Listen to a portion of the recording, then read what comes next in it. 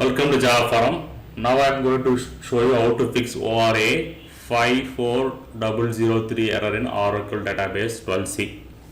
So here you can see that I have already logged into the SQL plus editor as a common user called c#ascot.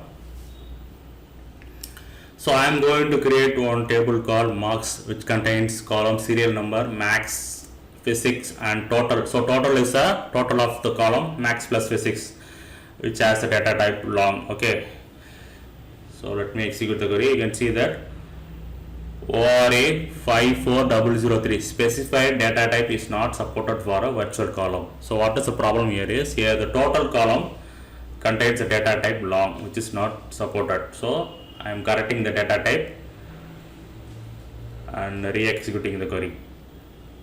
So it's a virtual column. So virtual column does not contain, cannot have the long data type.